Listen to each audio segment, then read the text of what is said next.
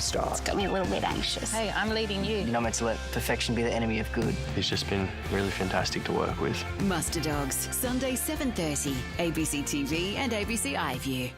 Treat yourself with a trip to the park. Patting dogs helps heartbreak. The heartwarming new series. Love is forever!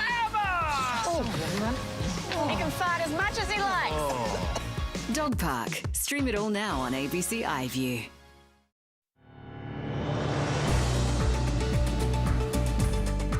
Breaking overnight, the first American casualties in the Middle East confirmed as Iran vows revenge for the killing of its supreme leader. Travel chaos this morning. Thousands of Aussie passengers still stranded as flights are cancelled across the Middle East. This is a very volatile situation. I can understand the distress and fear. Iranian Australians celebrate the Supreme Leader's downfall, but they worry for loved ones in the deepening crisis. Also today, a man dies and rainfall records are shattered as the tropical weather system inches across the country. Sam Kerr gets the Matildas off to a winning start in the Asian Cup in front of 44,000 adoring fans in Perth. And she was born to try. Superstar Delta Goodrem to fly the Aussie flag at Eurovision, and she is going to join us live.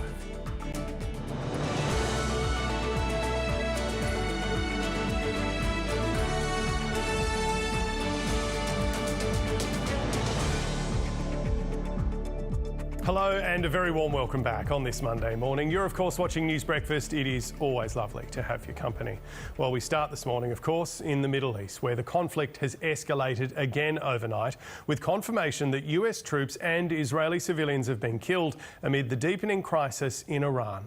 3 US service members have been confirmed dead and 5 more seriously injured since the American and Israeli strikes began on Iran on Saturday. As the world reacts to the death of Iran's supreme leader, celebrations here in Australia have been tinged with grief as the death toll rises among Iranian civilians.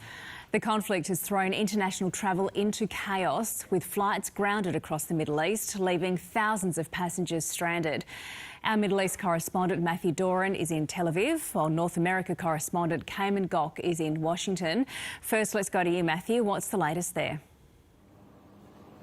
Emma, good morning once again. We were speaking last hour as there were sirens going off across Tel Aviv and across Jerusalem, other parts of Israel, as well as another Iranian missile barrage came through. At this stage, it doesn't look like there has been much damage caused by that latest round of strikes. We're seeing reports coming through from Magen David Adom, the Red Star of David, the paramedic service here in Israel, saying that there has been shrapnel falling across the country from those missiles being intercepted by Israel's air defense systems, but at this stage doesn't appear that there are any injuries as a result of that. But it does come just a couple of hours after an Iranian missile did hit a location in Bet Shemesh, which is around 20 kilometres outside of Jerusalem. 9 people are so far confirmed as having been killed in that strike.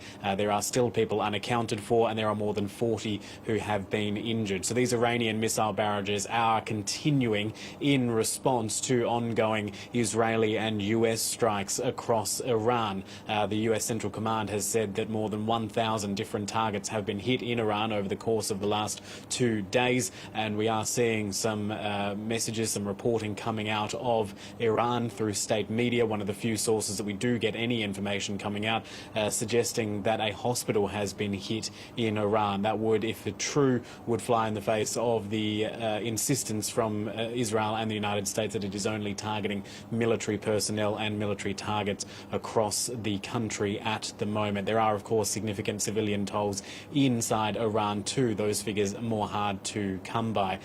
What has happened over the last couple of hours is following on from Benjamin Netanyahu, the Israeli Prime Minister's statement that the attacks against Iran would only increase in their ferocity. Here's a statement that his office released earlier, standing on top of the IDF's headquarters here in central Tel Aviv.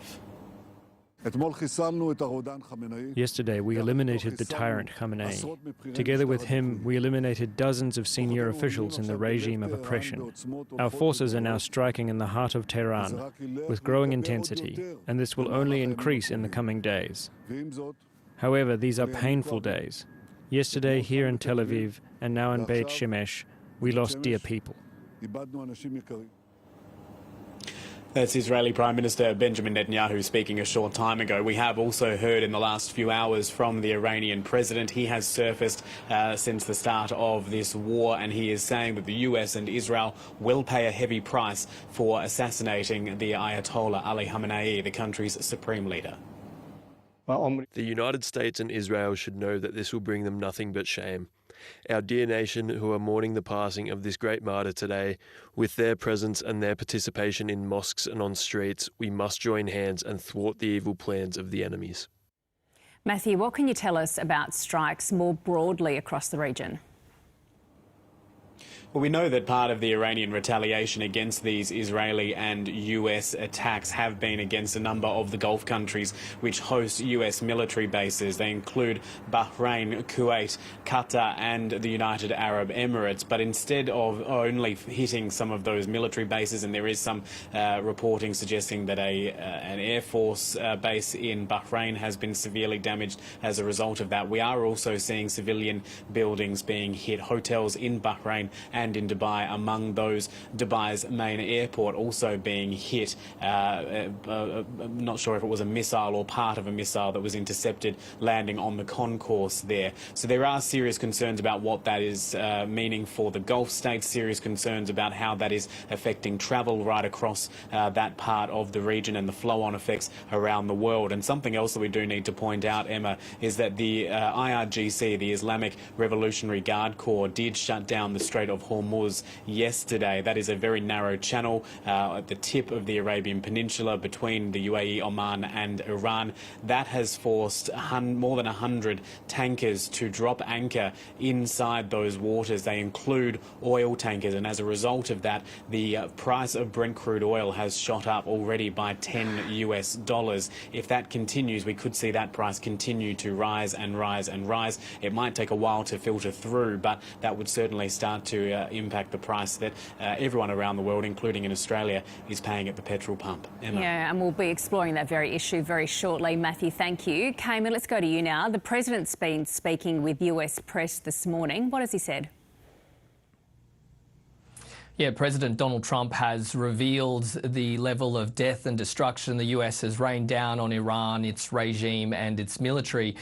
He said that he's learnt that 9 Iranian naval ships have been destroyed. Its naval headquarters have been largely destroyed and will continue destroying its capabilities. US Military Central Command said 1,000 targets have been hit. Some of those targets include submarines, air defence systems, ballistic missile sites as well. President Trump also told Fox News that so far 48 members of Iran's leadership have been killed, including the Ayatollah.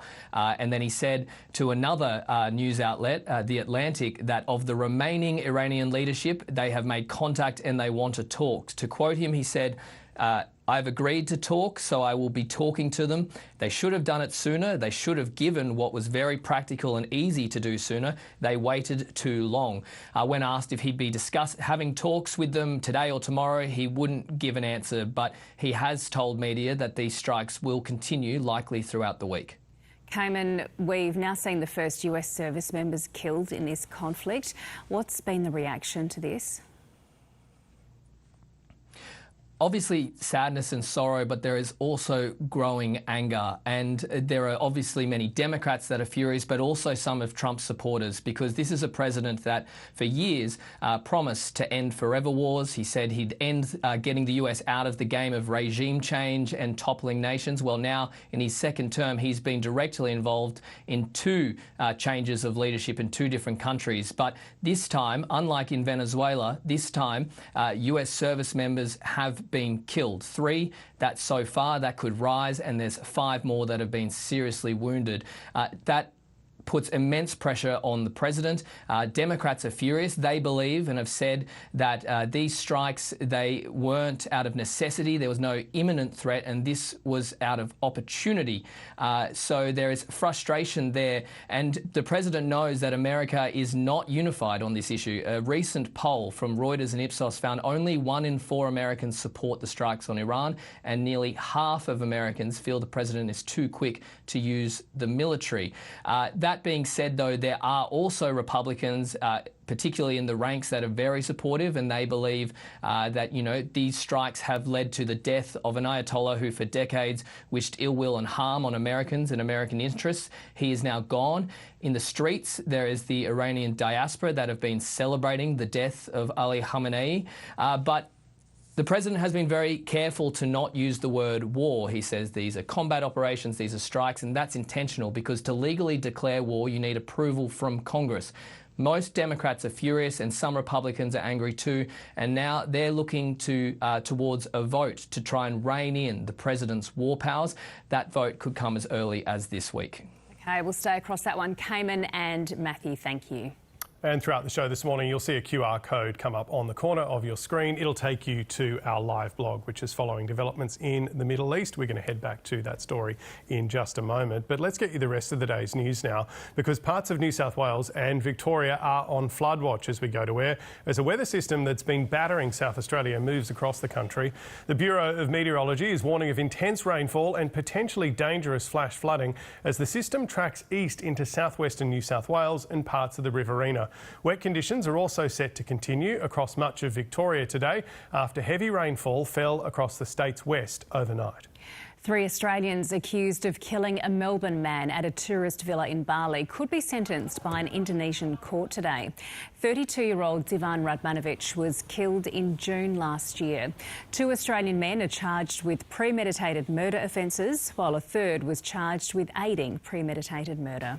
The body representing Australia's insurance industry is calling on the federal government to spend more on preparing communities for the effects of climate change. New figures from the Insurance Council of Australia show that severe and catastrophic weather events in Australia since 2022 have generated $15.4 billion in insured losses. A raft of maintenance issues in New South Wales hospitals have been revealed as part of a state government SNAP review. The issues include flies at Royal North Shore Hospital and cockroaches at Wyong Hospital over the past decade.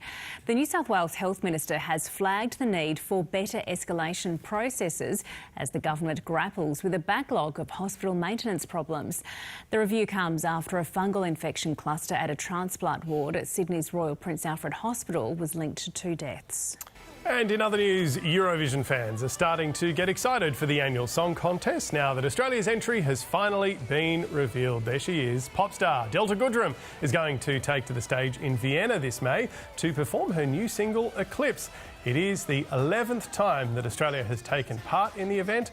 5 nations have boycotted this year's contest because of Israel's participation following the war in Gaza. And I am happy to say that Delta Goodrem will join us in a little over an hour's time. Growing up, Emma, she was a feature of Social Life Neighbours. Of course, she was a huge pop star at the time, early 2000s. Still a huge pop star. Still a huge pop star, sorry. It's going to be even bigger now. For millennials, I think this will be really interesting to see how she is accepted. Catherine? You have forgotten her major sporting highlight, performing with Robbie Williams in the kids' duet. We thought, could it be Kylie? Then Delta came out wearing that hot pink jumpsuit and it was memorable. In a side note, the Cats won that year, but Delta owned that performance. Let's talk football. And the Matildas have made a winning start to their Asian Cup campaign with a 1-0 win over the Philippines at Perth Stadium. A goal from Sam Kerr in the 14th minute proved to be the winner. What a legend she is. The header was her first international goal since November 2023 and it was scored in front of almost 45,000 fans. Australia is next in action on Thursday, taking on Iran on the Gold Coast. So on a personal level, scoring my first goal back in a while, and then I thought everyone stuck together, everyone just kept going. It was a bit of a tough game, stop-starty, and then I think at the end there, Mary coming on was obviously really nice. So there was a few team positives and a few personal positives, but the most important thing is that we got the win and everyone stuck together. Such a great win. And James, what are you more impressed by? Sam Kerr's goal, Mary Fowler going on the field, or my Delta Goodrem knowledge? I'll get back to you on one of those. Do you need to? Yeah, I want to be kind to Catherine. It's a Monday. There's a lot going on. Everyone needs to be kind to each other. Nate, gosh, you've got a bit to keep an eye on today. We know there's flood watches for some pretty big parts of the country. Yeah, and flooding going on in Queensland right now. We've got some major floods happening in the southwest there and lots more rain on the way today. Getting into the southeastern capitals a little bit more. Melbourne's still feeling it this morning, though that will ease through the day. It's aiming for 23. 25 in Hobart, rain for you as well, but that's also backing off. But Canberra will see it really moving in. It's a 21-degree day for you. For the rest of the eastern capitals, Sydney's just got a shower or two, 27 there, and Brisbane could see a couple of drops, 29. Adelaide's finally dried up. It's cloudy. There is a road weather alert current for foggy conditions this morning, some low cloud around the hills too. 30 in the west for Perth, clear skies there, and up top Darwin, some showers, 31 your maximum. Warnings are still on for heavy to intense rainfall through a large chunk of the southeast, though it's cleared out of South Australia now. We're going to see more potential for flash flooding, riverine rises, and the northeast of Queensland around Cardwell now also has warnings. There's a low and a trough also up that way. They're separate systems, but it is all still connected back up to the tropics. We're expecting to see big falls with severe thunderstorms once again through the day today. Some have seen well in excess of 100 millimetres through the interior. More rain on the way today. I'll have all the details for you shortly. Back it up if you're not like us. We don't speak, no hear, no evil trust. Loud and proud, let me say this once, that it always will be and always was. Let's bounce.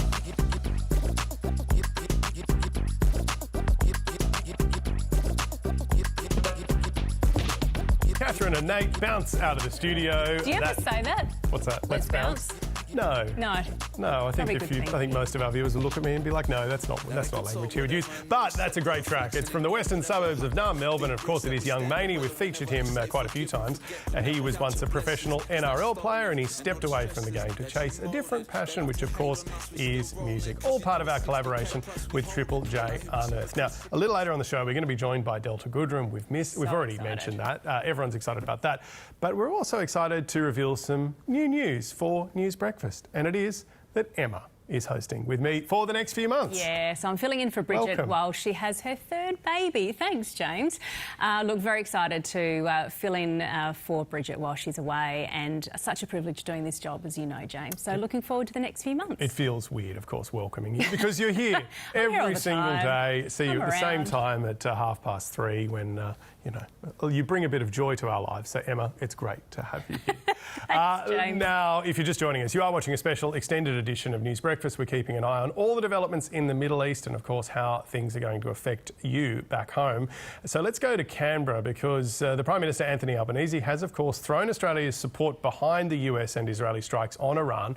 But the federal government has repeatedly sidestepped questions about whether or not those strikes breached international law. Our political reporter, Romy Stevens, joins us from Parliament House in Canberra. Romy, good morning. Penny Wong wasn't keen to say whether or not this breached international law, despite me asking her repeatedly earlier.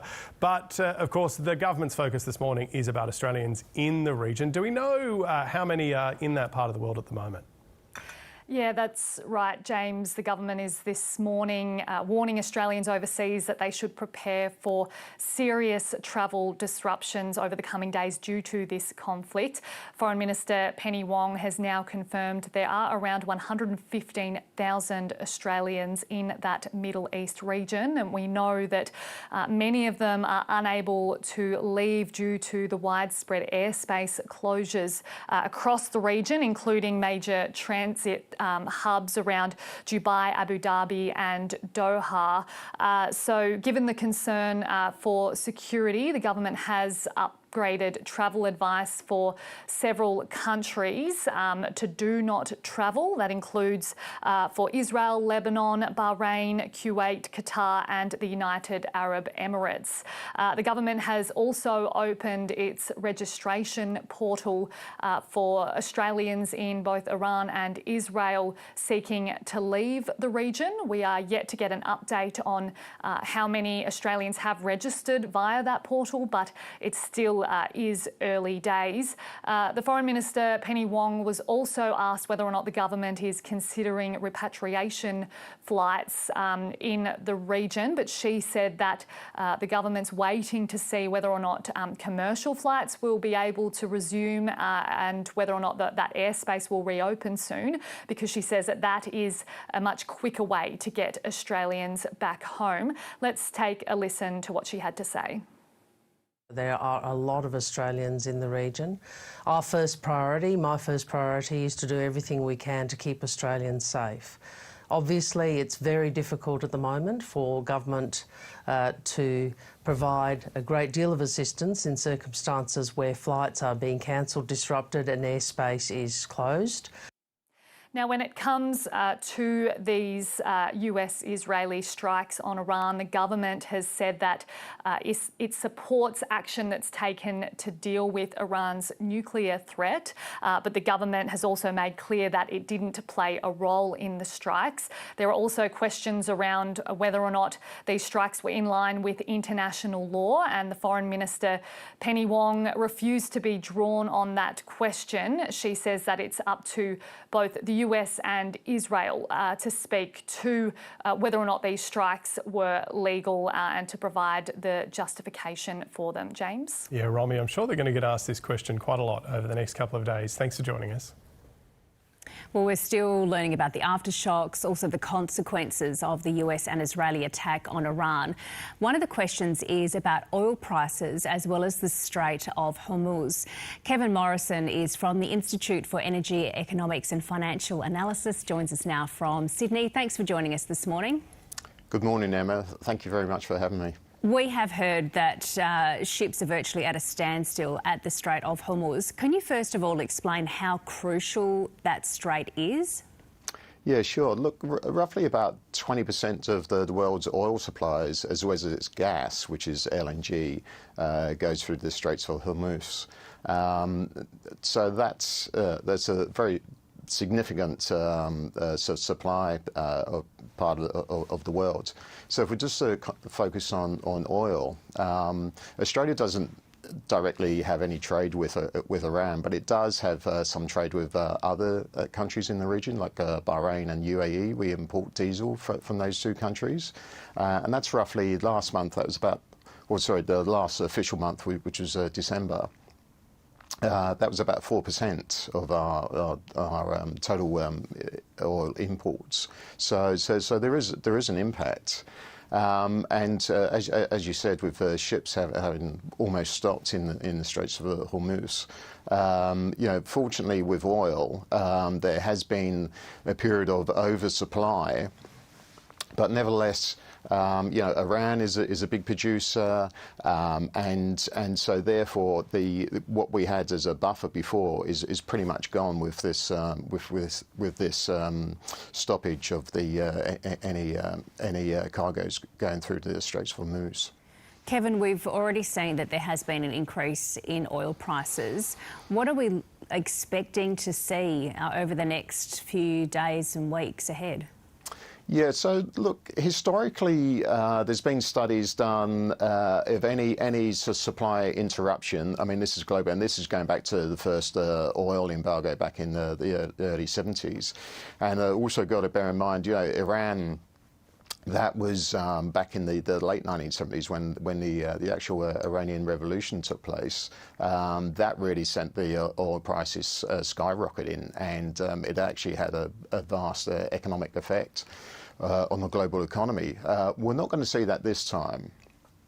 What we've seen historically with all these supply interruptions, usually over some sort of conflict in the Middle East, it's roughly, you see a price rise of about 20% on average in the first month, and then a further 10% rise in the second month. So what we're really looking at, probably by the end of April, if it just based on the history, we could be looking at a 30% rise.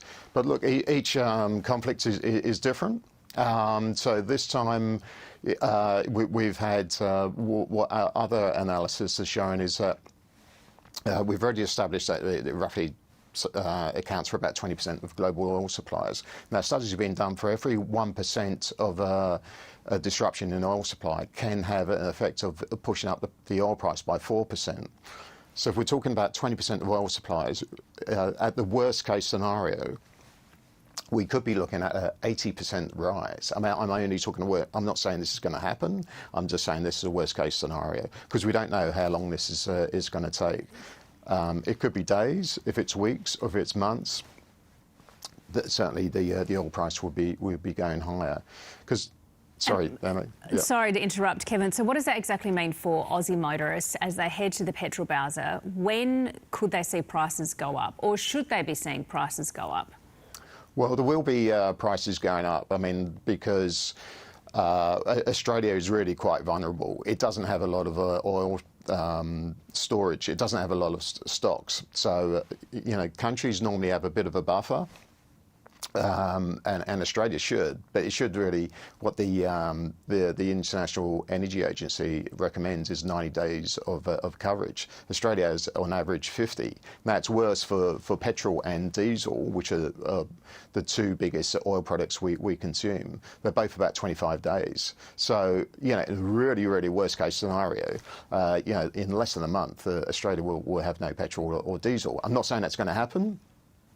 But what I'm saying is Australia really doesn't have, a good sort of buffer to protect itself from prolonged supply shocks like this. So in terms of sort of prices, the other thing we've got to bear in mind is that there's not a straight correlation between what people pay at the bowser and what the global oil price is.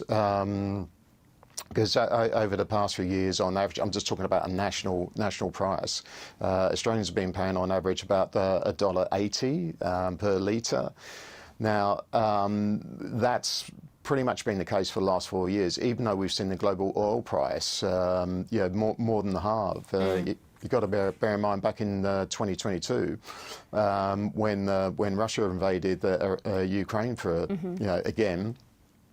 We saw the oil price go up to $130 a barrel, and that really made it more expensive for everybody. Yeah, it certainly did, because of course it wasn't just petrol prices, it sort of flowed through to food prices because the transport costs went up, and they had a massive flow through. Kevin, thank you so much for joining us this morning. We really appreciate your time and explaining what the situation is there. Thank you. We're going to take you to another big story that has been bubbling away in the United States and the UK for the past couple of months now, because as resignations, arrests and embarrassments continue from the release of the Epstein files, a new documentary from ABC News examines the biggest revelations so far and explains how it all came to this. Reporter Grace Tobin has been on the ground speaking with those closest to this case as the files dropped, and she joins us now. Good morning, Grace. Morning, James. So who have you interviewed for this documentary, and what sort of things have you discovered? Well, I've been on the ground in the US since about 6 days before the files first dropped, just before Christmas, December 19th, and speaking with the people who have really been closest to this saga way back when Epstein was first arrested and convicted, found to be a sex offender in 2008 and right through till today's event. So, survivors in Florida and New York, his younger brother Mark, his most recent lawyer, even the private pathologist who attended the autopsy in regards to Epstein's very controversial death. Then there's the key politicians who were instrumental in getting these files released, and also the journalists who really broke this case wide open.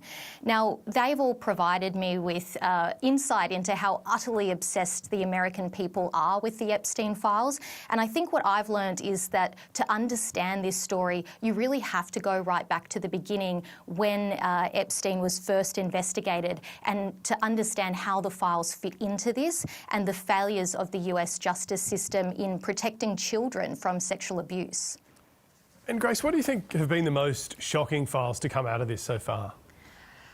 Look, I don't want to say one in particular because I think every day I'm waking up as everyone else is and there's new revelations. You know, journalists, members of the public are still trawling through millions of documents, images, videos. I think, though, collectively, the emails that have come out from the really powerful and elite world that Epstein had embedded himself in are particularly shocking, especially when you see people who may have not told the truth about what their relationship was with Epstein, and especially those really high-profile people who were still in contact with him way after he was convicted and seemingly had due diligence about what his conviction was in relation to. And I think really for me what the files have ultimately done is lift the lid on this truly spectacular network of global elites that Epstein was at the centre of. And, you know, these are people in the highest positions of power and influence, and it's not very often that we get to glimpse that world and how it operates. And Grace, before I let you go, how do you think the Epstein files are going to continue to haunt President Donald Trump, especially now that so many millions of different documents have been released? Well, you know, I guess what I got told so often through making this documentary was that Donald Trump really stoked the fire with his MAGA supporters during his re-election. And then once he became president, it was like, there's nothing to see here. This is a hoax. And this is in the face of really legitimate evidence that something terrible went on here and that the justice system hasn't been transparent. So even now with the release of all of these millions of documents, we still don't have the transparency that was demanded and expected. And that's making people more suspicious. And so it continues to haunt Donald Trump, President Trump, in that manner. I think, you know, he's also lost some of his most loyal supporters over this issue, including Marjorie Taylor Greene, who we have interviewed for tonight's program, Thomas Massie, another Republican. People have turned against him over this particular issue. Grace, looking forward to seeing the documentary. Thanks for joining us this morning. Thanks, James. Let's check our top stories this hour. And 3 US service members have been confirmed killed. Israel has reported civilian deaths, and Iran has launched a fresh wave of strikes as it vows to avenge the killing of its supreme leader, Ayatollah Ali Khamenei. A short time ago, US President Donald Trump announced the military has sunk 9 Iranian naval ships. Thousands of people in Iran have gathered to mark the start of a 40-day mourning period for the Supreme Leader, while many others have instead taken to the streets to celebrate the dictator's death. Global air travel remains heavily disrupted this morning, with thousands of passengers still stranded after the US and Israel launched joint strikes on Iran at the weekend. Much of the Middle East's airspace remains closed, forcing airlines to cancel or divert flights. Smart Traveller has issued do not travel advisories for several countries across the region, including Israel, Lebanon and the United Arab Emirates. On estimates, we have about 115,000 Australians in the regions. I can understand the distress and fear and worry that many Australians are feeling. A man has died after being washed away while reportedly attempting to cross a flooded creek in South Australia's Flinders Ranges. Parts of New South Wales and Victoria are now also on flood watch as the weather system that's battered South Australia moves across the country. And 3 Australians accused of killing a Melbourne man at a tourist villa in Bali could be sentenced by an Indonesian court today. 32-year-old Zivan Radmanovic was killed in June last year. 2 Australian men are charged with premeditated murder offences, while a third was charged with aiding premeditated murder. Well, in Europe and the UK, thousands of Iranian expats have sung and danced on city streets, celebrating the death of Ayatollah Khamenei. Although several European leaders have not fully endorsed America's actions in Iran, many of those rejoicing at the Supreme Leader's death say they are grateful for the US strikes. Europe correspondent Elias Kluwer filed this report from a rally in London. The UK is home to one of the largest Iranian diasporas in the world. And here at this protest, there are thousands of people and they are enjoying themselves. This isn't a demonstration, it's a celebration. As you can hear from the music, I hope you can still hear me. People are dancing, they're singing. There is a real sense of joy, but also a sense of optimism that with the Ayatollah's death, there will be regime change in Iran. We've spoken to people here today, and I guess the overwhelming sense is one of hope. There is a feeling of hope here that there will be material change in their home country. Let's have a listen to some of those people we spoke to. Oh, so happy. I think everyone here is celebrating, but we still got a very long way to go. I want to dance for Trump, like Trump. It's my show for Trump. But we're celebrating the death of the tyranny of one man that was behind it all. And it's time for the entire regime to fall now. We want our King Reza Pahlavi to come back. So the celebration will continue here. They're waving flags, a lot of American flags as well, and people grateful for US action in Iran. This isn't the only event taking place across Europe. There are gatherings in Vienna, Rome, Paris, and in terms of political reactions here in the UK and on the continent, well, there hasn't been a full-throated endorsement of action in Iran, but there certainly is a sense of calling for calm. And the EU Commissioner's President has said that there could be an increase in instability in the area. That's our correspondent Elias Klur reporting there. Well, Iranians in Australia are desperately trying to keep in contact with their loved ones back home amid the ongoing conflict. We spoke with Goli Karam a few weeks ago amid the civil unrest in the nation, and she has kindly agreed to give us an update this morning given the developments at the weekend. Goli, welcome back to News Breakfast.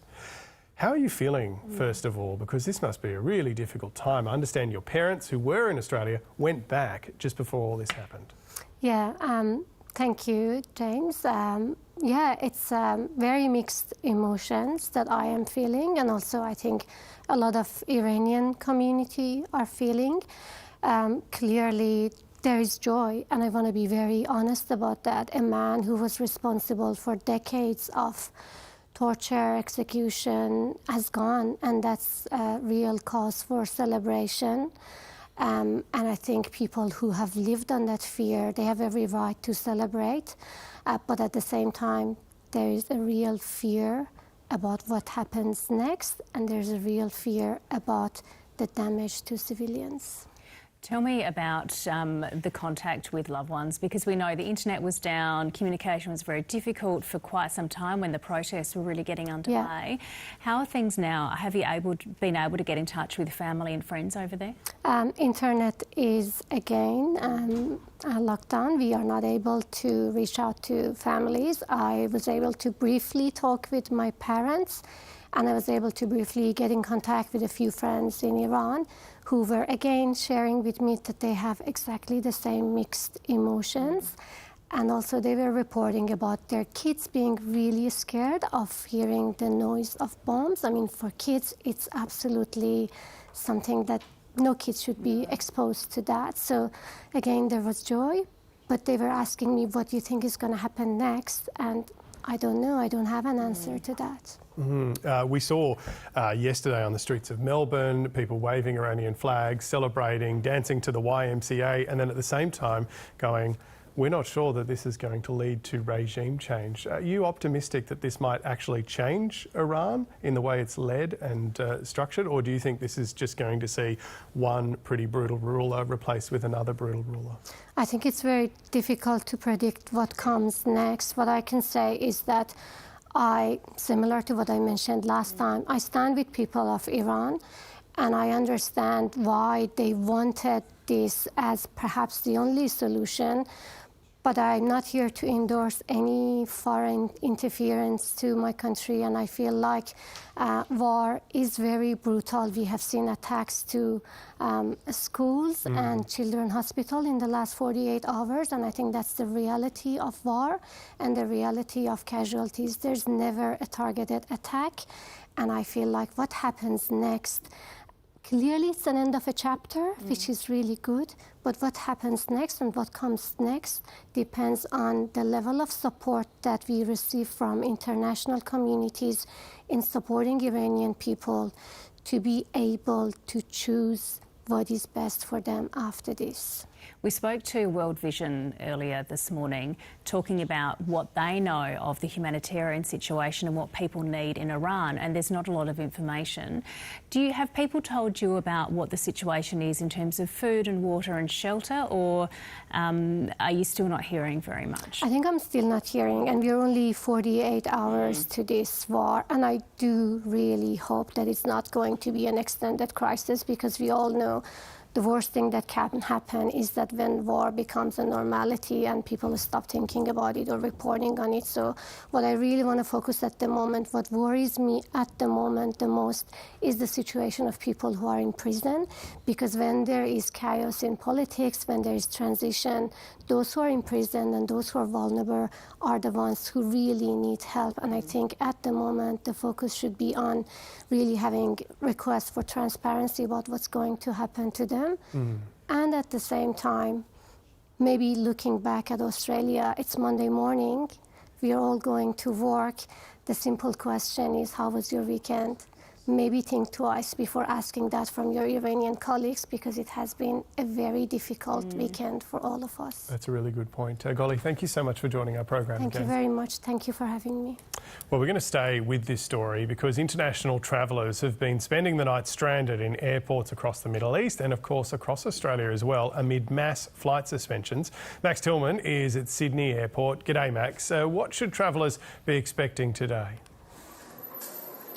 Well, at least 10 cancellations to and from the Middle East here at Sydney International Airport expected throughout the day. However, it's nothing compared to the scenes that played out over the weekend. Hundreds of international travellers stranded in the airport, effectively sleeping where they could lie. Those particular cancellations came at a very auspicious time. It's obviously been Mardi Gras weekend throughout Sydney, which means that hotels and accommodation were absolutely heaving. Now, those major disruptions have been somewhat abated today. As you can probably tell behind us, we're standing right in front of the arrivals lounge here at Sydney International Airport, and there is a slow stream of travellers. 10 cancellations today, particularly the airports in Doha, Dubai and Abu Dhabi. Those are certainly the ones affected by the closure of airspace. As we understand, there's more than 100,000 Australians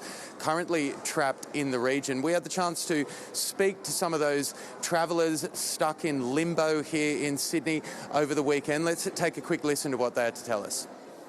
So when we spoke to one representative, they said it was because of the situation in the UAE, and that we would be escorted to collect our luggage.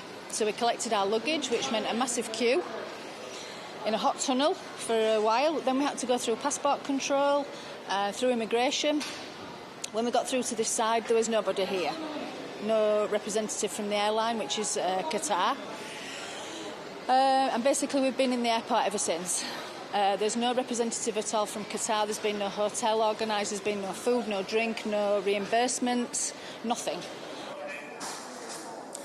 Now, Virgin Australia, which has a partnership with Qatar Airlines, cancelled 7 flights yesterday. It still really does depend on this developing situation in the Middle East, certainly for how long that major commercial air traffic corridor will be closed. What we understand is that Etihad have suspended flights to and from Abu Dhabi until 9 a.m. this morning, Eastern Standard Time here in Sydney. Emirates have suspended flights to and from Dubai until 10 p.m. tonight, and we're also expecting to hear more information and more clarity indeed from Qatari officials at about 5 p.m. on Tuesday for when their airspace could also reopen to travellers. So certainly a lot of uncertainty ahead. Yeah, there is. Thank you very much for that update, Max. And we would encourage you to keep an eye on the website of the major airlines, particularly if you're travelling anytime soon. And keep an eye on the ABC's live blog as well, which we're going to continue to bring up a QR code throughout our program this morning. Yeah, and of course the Smart Traveller website from the government has all the latest information on there as well. But let's get a bit more on the crisis in the Middle East. American in Oz, Sarah James joins us now. Sarah, we've heard overnight that 3 US service members were killed, 5 more injured. What's the reaction been in the United United States. Well, there's a brand new poll out from Reuters Ipsos, and it shows that only 1 in 4 Americans approve of the action against Iran. And it also shows further that 56%, including 1 in 4 Republicans, think that this president is being too quick to use military action. So that is significant. Meantime, on Meet the Press on NBC, some of the lawmakers have been speaking. Let's have a listen to what they have to say. Our job is to make sure Iran is no longer the largest state sponsor of terrorism, to help the people reconstruct a new government, no boots on the ground. We don't own, this idea you break it, you own it. I don't buy that one bit. It's not a strategy. We got to have a plan here. I mean, what is the strategic goal and how do we achieve it? Khomeini was a brutal dictator, but Americans are not safer today. And okay, you were listening there to Senator Lindsey Graham, a Republican, Senator Mark Kelly, a Democrat from Arizona, and Representative Ro Khanna, also a Democrat. And following up on what Ro Khanna had to say there at the end as to Americans being safer, the Deputy Commissioner for New York Police for Intelligence and Counterterrorism says they are stepping up efforts to secure some sites due to the escalation. There hasn't been a word from her regarding exactly which sites, but New York is very much on alert. How long is this likely to ask? I mean, we've been putting that question to a lot of people, including the Foreign Minister, Penny Wong, and it doesn't really seem that anyone truly knows. The sort of reference back is always, well, have a look at what Donald Trump's saying, and even from him, it's not entirely clear. And I think that's actually the point, because the reality is this is a president who gave a State of the Union address and gave no hint of this, and then action was taken. So ultimately, this is up to President Trump and to Congress. With that said, I have reached out to some analysts in New York City and elsewhere regarding what they think is likely to occur, and they anticipate that this phase of the operation would last less than 2 weeks. To put that in a broader context, you heard Senator Lindsey Graham say, this whole thing about it being broken, we're not going to fix it. That's an old military adage that goes back to Senator Colin Powell, where he called it the pottery barn analogy. And he said, yeah, if you break something, you have to own it. The United States does not want a forever war. That was part of the reason President Trump won. And I think the longer this goes on, you will see President Trump starting to do the calculus and saying, that's not going to work with my base. That's not going to work with midterms. How easy it is to get out? It's always easier to get in than to get out. Okay, Sarah, thank you. And we'll check in again with you soon as well. Thanks. Okay, let's bring you up to date with our top stories this hour. And 3 US service members have been confirmed killed. Israel has reported civilian deaths, and Iran has launched a fresh wave of strikes as it vows to avenge the killing of its supreme leader, Ayatollah Ali Khamenei. Global air travel remains heavily disrupted this morning due to the crisis in the Middle East, with thousands of passengers still stranded as much of the region's airspace remains closed. A man has died after being washed away while reportedly attempting to cross a flooded creek in South Australia's Flinders Ranges, with parts of New South Wales and Victoria now also on flood watch. Stick around, we'll continue to bring you the latest from the Middle East, and we're also going to bring you the one and only Delta Goodrem live. She has been picked as Australia's Eurovision contestant. She's going to be performing in Austria, I believe, in May, so it's going to be good to catch up with her. Now, though, it is a Monday, so let's get over to Nate for some science.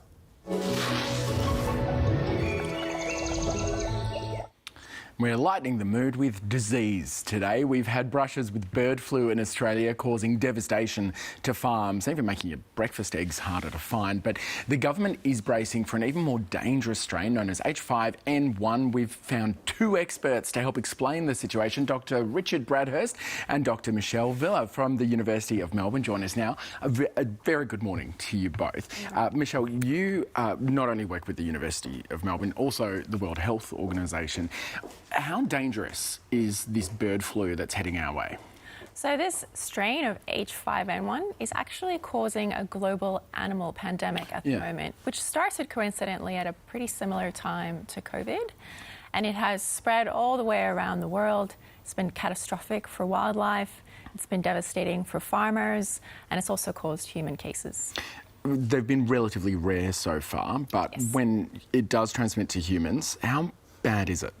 So H5N1 has had lots of different strains over the years, and this strain doesn't seem to be too bad, actually. Most people survive it. And thus far, almost all the human cases have been in people that work with poultry or people that work with dairy cattle in the US. This disease has been taking the long way round to get to us, Richard. I know a big part of what you do is modelling these diseases and how they spread. Is it an unusual path it's taken, or is it pretty much what we expect given our biosecurity? Well, this is the tricky aspect of diseases we don't currently have. It's very hard to predict how they will arrive and when they will arrive. So at SEBRA, which is the Centre of Excellence for Biosecurity Risk Analysis, my focus is running scenarios that they're in the country. What do we do? And Australia, as we know, is very diverse, essentially 12 countries in one. Huge range of climates, farming systems, distribution of people and animals, and diseases will behave differently depending on where it comes in time and space. So we run scenarios to try and get ahead of the game with that. So how do you run those scenarios? Is it essentially like a big computer game and you put in all of the variables and just see what pops out the other side? And one of the variables is right here with Michelle. So we take experts... She's not infected, is she? No, I'm joking. Yeah, cool. We pool the knowledge of many experts in the field, so across many disciplines, economists, ecologists, epidemiologists, mathematicians, statisticians, and no one person can solve the problem of what a disease will do, but the village of experts, we have a really good crack at preparing as best we can. Yeah. Michelle, what are the concerns about this mutating and changing? So viruses, of course, do continually mutate and change. We saw it with COVID all the time, right? It was always new strain, pretty regularly. So I think right now our concern is less about it mutating and more about mitigating and managing the ongoing animal pandemic that we are struggling with globally and preparing for virus arrival in Australia. OK, and we think it's going to get here? I think it's likely to get here. It has arrived on every single continent, including Antarctica, Australia, New Zealand, Oceania. We are the last man standing. Yeah. That's the way it's coming, actually, right? Is up from the south. So we actually have 3 different possible routes of incursion. One is potentially from the south, because we've seen this long-distance spread from the south. But this virus is also present in our nearest neighbours to the north. So it could come with long-distance migratory birds from the north, or if it spreads east of the Wallace Line, which is a biogeographical line, it could come with ducks from the north too.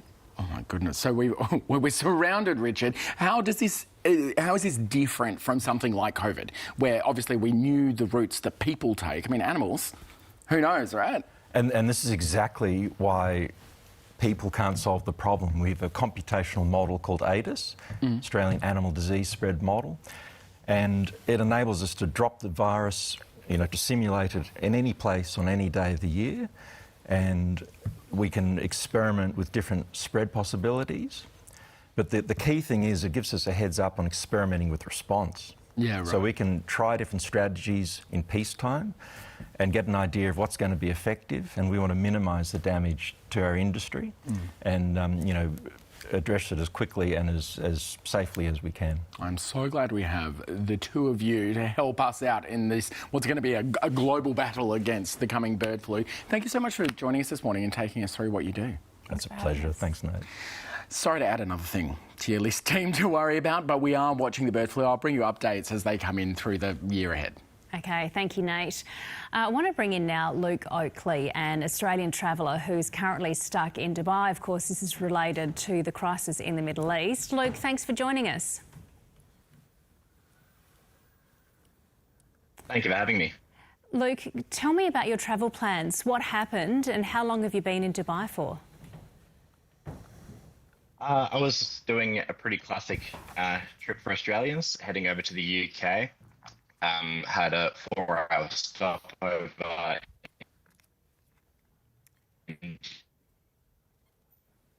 Oh, I think we're going to have to, Luke, we're going to have to give you a buzz back, I reckon. It's just cutting in and out a bit too much. The first strike on Tehran happened, so...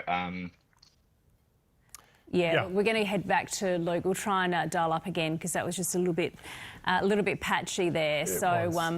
yeah, we're going to hopefully chat with him. Look, his story, unfortunately, is being echoed right across the country. We know so many people have been stuck in airports right across Australia, but many people have been stuck in airports in Dubai and Doha as well.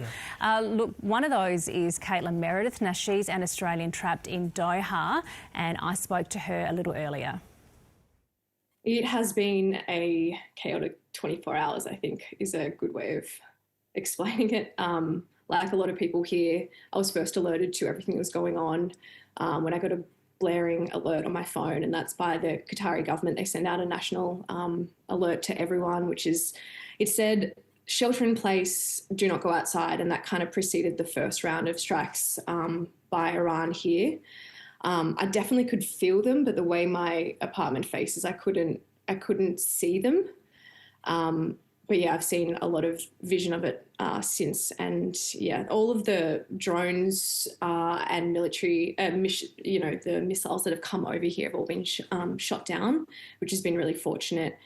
But the big issue here in Qatar is debris. A lot of when these missiles have been getting struck down, the debris has been falling in, residential areas and around the city itself, which has been why we've been told to stay inside.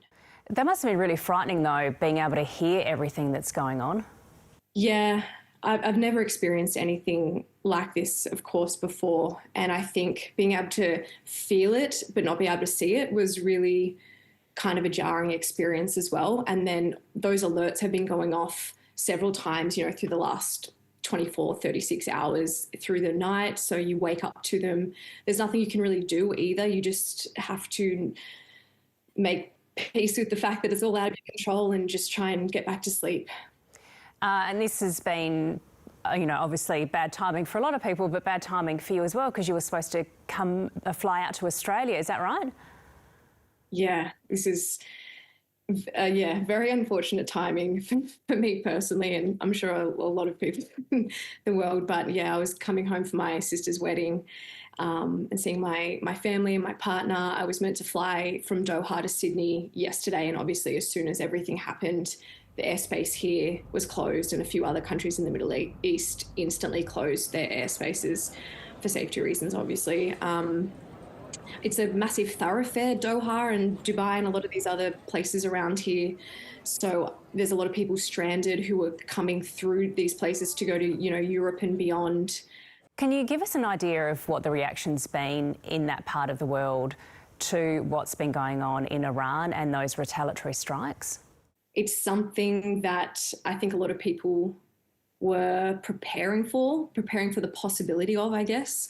The US and Iran had been in, these talks for the last couple of weeks. There'd been rising rhetoric on both sides, and obviously a growing military presence from the US with the USSR, Gerald Ford coming into Israeli waters this week. So I think this was always something that was a possibility, I guess, especially after June last year and the 12-day war. Caitlin, thank you for chatting to us, and you stay safe as well, and we hope you manage to get to Australia soon. Thanks so much, Emma. Yes, and a lot of Australians are in a similar position as we go to air this morning. Catherine Murphy's here now as well. Now, Catherine, this is also having pretty big flow-on effects for the F1 because there's testing taking place in the Middle East. Some of that had to be cancelled, and now a lot of people are trying to make their way to Australia and rearrange travel plans. So much money is tied up in the F1 event here, including taxpayer dollars as well. So much money is tied up in it. You mentioned that some of the testing was cancelled. That's the Pirelli tyre testing. That was scheduled for 2 days in the Middle East. That had to be cancelled. Then there's all the drivers that come through there, but it's not just the drivers. Hundreds and hundreds of employees that need to make their way into Australia. There will be a lot of nerves at the Australian Grand Prix. Now, they've released a fresh statement this morning trying to reassure everyone, I would say. They're saying, as of now, I agree with you, Emma. Sorry, I'm pulling a face for everyone who's not saying, agree, because they're saying they're talking to Formula One management and HQ, who are saying, don't worry, we're looking through all the travel arrangements. But That's a very complex situation that they're in. Now, the reason that the Australian Grand Prix Corporation will want to be extra reassuring is because we've been through this before. We've had a Grand Prix cancelled in 2020. Who can forget that? Very different circumstances, but I understand why they would be nervous, why they would want to reassure fans. Whether they like it or not, this event is getting impacted. Drivers have very strict routines. If they're delayed, it's a problem. I reckon the Victorian government will want some reassurance as well. Catherine, thank you very much for that. We're just going to leave you this hour with some live pictures from Jerusalem. There you go.